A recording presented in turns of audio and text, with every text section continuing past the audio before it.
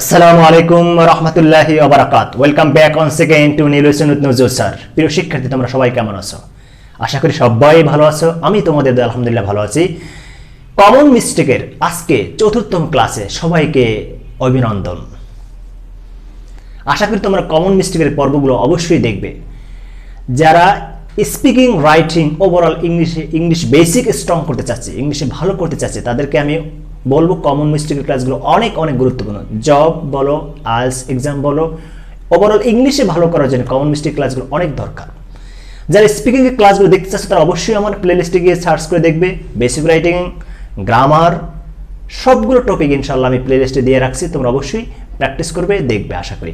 Yes, come to the point place. আজকে তাহলে common মিস্টেকের চতুর্থতম ক্লাসে আমরা দেখি আছে কি শিখব। Each others versus one another. কোথায় কোনটা ব্যবহার করবো স্যার? টপিকটা তাহলে কি আজকে?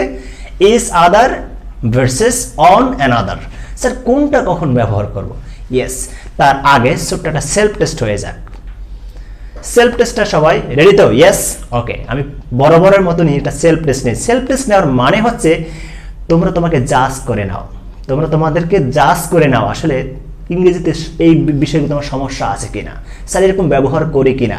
সবসময় কোনো পরীক্ষার মাধ্যমে কোনো বিষয় শেখা হলে, এক্সাম্পল মধ্যে শেখা হলে সেটা বেশি লাস্টিং হয়, ডিউরেবল হয়, রাইট? ইয়েস। তাহলে এবার দেখে নিই সেলফ টেস্টটা কি। সবাই খাতা কলম নিয়ে রেডি হও প্লিজ, দ্রুত, কুইক। পজ দিয়ে পুরো লেসনটা খাতা কলম নিয়ে লিখবে, প্র্যাকটিস করবে মন লাগিয়ে, তাহলে এটা টেকসই হবে। শুধু ভিডিও দেখতে হবে না। Okay okay, thank you very much.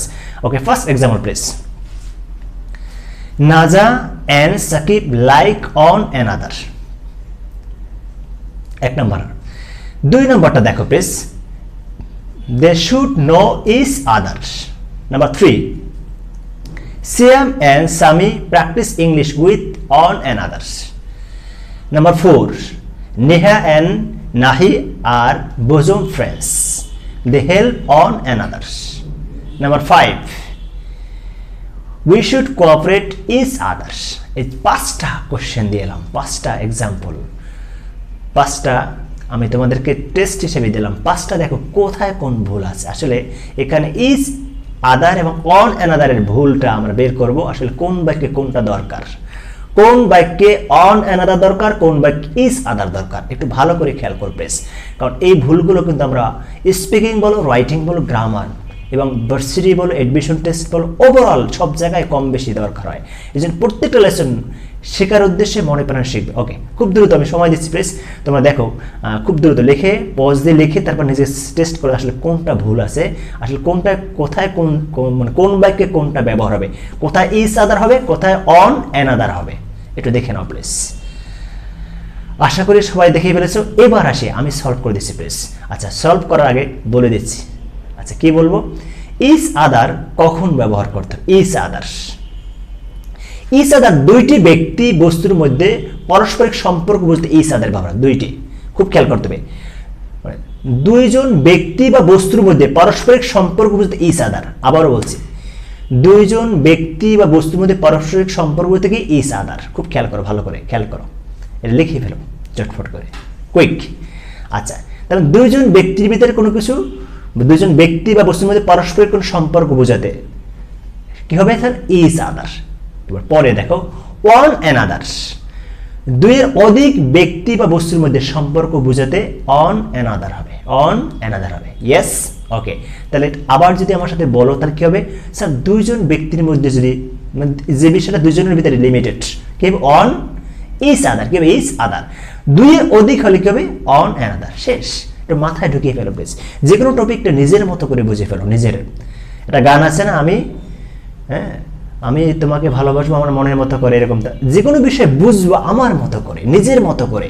মানে স্যার বা ম্যাডাম বা টিচার বা বইতে একটা এক্সাম বললে বা একটা বিষয় তাদের মতো এক্সপ্লেন থাকবে, ওটাকে নিজের মতো করে বুঝে এটা মনে থাকে বেশি, নিজের মতো করে। ওকে, আচ্ছা। তাহলে এই যে কি বললাম, ইজ আদার কোথায়, ওয়ান আদার, এখন পাঁচটা বাক্যের সঠিক অ্যান্সার দেওয়া দরকার আছে না?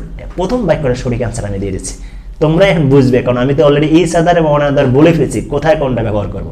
আচ্ছা, প্রথমটা দেখো, Naja and Sakib like on another. আমরা বলছিলাম দুইজনের ভিতরে যদি হয় তাহলে কি হবে? ইজ আদার হবে। তার যেহেতু নাজা অ্যান্ড সাকিব দুইজন, তাহলে এখানে কি অন অ্যানাদার হবে? হবে না, ইজ আদার হবে। Naja and Sakib like each other, not on another. On another কি ভুল? তাহলে প্রথম বাক্যের সঠিক অ্যান্সারটা কি হলো? Naja and Sakib like each other. Yes, okay fine. Second example খেয়াল করি, they should know each other. আমরা বলছিলাম দুইয়ের অধিক, দে মানে কি তারা, মানে বেশি। দে মানে কি এখানে দুইয়ের অধিক, মানে দুইজনের ভিতরে কিন্তু নাই, লিমিটেড নাই বিষয়টা, বেশি মানে তাদের অধিক বুঝাচ্ছে। তাহলে অধিক বুঝাতে আমরা কি ইউজ করব? On another. তাহলে they should know each other হবে না, হবে অন অ্যানাদার। তাহলে সঠিক আছে কি? They should know on another. এক্সাম্পলগুলো দেখো, ভালো করে দেখো, মিলিয়ে নাও প্লিজ, ব্রেনে মিলিয়ে নাও প্লিজ। আচ্ছা, নাম্বার 3 এক্সাম্পলটা খেয়াল করো। Siam and Sami practises English with on another. এখানে কয়জন? দুইজন। তাহলে অন অ্যানাদার আছে, বাক্যটা কি সঠিক না ভুল? রং আছে। তাহলে সঠিক অ্যান্সার কি হবে? তোমরা অলরেডি বুঝে ফেলছো, দুইজন। তাহলে কি হবে? Each other, each other. তো Siam and Sami practise English with each other, একে অপরের সাথে তারা ইংলিশ প্র্যাকটিস করে। Okay, next number 4, Neha and Nahi R bosom friends, they help on another। এটা বেশ খেয়াল করো, দুইটা বাক্য এখানে, মানে দুইটা বাক্য দেখো। নেহা এবং নাহি তারা কি ক্লোজ ফ্রেন্ড, মানে bosom friend, খুব খুব কাছাকাছি, খুব মানে ঘনিষ্ঠ ফ্রেন্ড। তারা একে অপরকে হেল্প করে। এই দে বলতে কারা বলছে? দে মানে তারা বলতে কি দুইজন না আরো বেশি বুঝাচ্ছে? এটা কি এখানে দুইজনের কারণে কিন্তু দে ইউজ করা হয়েছে। এই বাক্যটা খুব খেয়াল করো, দুইজনের কারণে দে ইউজ করা হয়েছে। তারপরে এখানে দুইজন কি বলছে? নেহা আর নাহি কি বোঝানো হয়েছে? তার মানে মনে রাখতে হবে যে নেহা আর নাহি কি বোঝানো হয়েছে? এখানে দে মানে তারা না, অন্য কিছু না, খুব খেয়াল করতে হবে, অন্য কিছু না। তাহলে আমরা কি লিখবো? নেহা আর নাহি আর bosom friends they help one another হবে না, হবে কি ইজ আদার। কারণ দে দিয়ে এখানে বেশি বোঝানো হয় না, দে দিয়ে মানে দুজনকে, দুজনের ভিতরে কথাটা বুঝেছে, দুইজন কি বোঝানো হয়েছে। মানে এর আগের, মানে আমরা জানি যে প্রোনাউন ব্যবহার করছে কার, এই দেটা কার জন্য ব্যবহার করছে আমরা? নেহা এবং নাহির জন্য। তাই নেহা এবং নাহি কয়জন? দুইজন। সেক্ষেত্রে আমরা কি ইউজ করবো? দে হেল্প ইজ আদার। তো সঠিক অ্যান্সারটা কি হবে? আমি আবার বলছি, Neha and Nahi R bosom friends they help each other. কি হবে? Each other. Okay fine, example solve করতে করতে শিখে ফেলবো। Okay okay, next last but not least, number 5 number বাক্যটা দেখে খেয়াল করি। We should cooperate each other. We should, we মানে আমরা কি বেশি না কম? দুইজনের ভিতরে আছে না, দুইয়ের বেশি, অধিক আছে। তাহলে এক্ষেত্রে অবশ্যই আমরা কি ইউজ করবো না, ইজ আদার হবে না, হবে কি অন অ্যানাদার। তাহলে we should cooperate on another. দুইয়ের অধিক হলে কি হবে? On another. আর দুইয়ের মধ্যে হলে কি হবে? Each other. ইয়েস, ওকে। আর একটা মজার বিষয়, খুব ইম্পর্টেন্ট একটা লেসন, অজানা কথা, যে বিষয় তোমাকে জানতেই হবে। ইয়েস, অজানা কথা কি? দেখো, প্যাসিভ বাক্যে ইজ আদার বা অন অ্যানাদার কখনো সাবজেক্ট হতে পারে না। প্যাসিভ ভয়েসে মনে রাখবা, প্যাসিভ ভয়েসে কখনো ইজ আদার এবং অন অ্যানাদার কখনো কি সাবজেক্ট হতে পারে না। এই কথাগুলো মনে রাখতে হবে, নোটটা লিখে রাখো প্লিজ।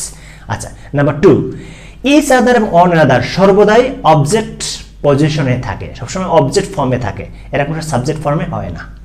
আচ্ছা, নাম্বার 3, ইজ আদার এবং অন অ্যানাদার রেসিপ্রোকাল প্রোনাউন। এটা কিন্তু রেসিপ্রোকাল প্রোনাউন।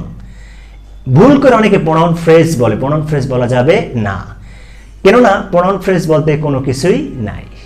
তাহলে অজানা তিনটা কথা মনে রাখবা। আমি নোটটা দিয়ে দিলাম, তোমরা এগুলো খেয়াল করো। অজানা কথা, যে প্যাসিভ ভয়েসে ইজ আদার অন অ্যানাদার কখনো কি সাবজেক্ট হতে পারে না। ইজ আদার এবং অন অ্যানাদার সর্বদাই অবজেক্ট পজিশনে থাকে, অবজেক্টের জায়গায় থাকে, এরা কোনো সাবজেক্টের জায়গায় যেতে পারে না। আচ্ছা, number 3, is other on another reciprocal pronoun. ভুল করে প্রোনাউন ফ্রেজ বলা যাবে না, কেননা প্রোনাউন ফ্রেজ বলতে কোনো ফ্রেজ নেই। চমৎকার না? ছোট্ট টপিক, বাট অনেক গুরুত্বপূর্ণ টপিক। আমি তোমাদেরকে রিকোয়েস্ট করব, আমার এই কমন মিস্টেকের যে পর্বগুলো, আমি আশা করি প্রায় 20-এর অধিক পর্ব আমি নেব। প্রত্যেকটা পর্বটা তোমরা খুব খেয়াল করে মন লাগিয়ে প্র্যাকটিস করবে। আশা করি আমাদের যে কমনলি যে ভুলগুলো করে থাকি স্পিকিং, রাইটিং, গ্রামারে, এগুলো আমরা ওভারকাম করতে পারি ইনশাআল্লাহ।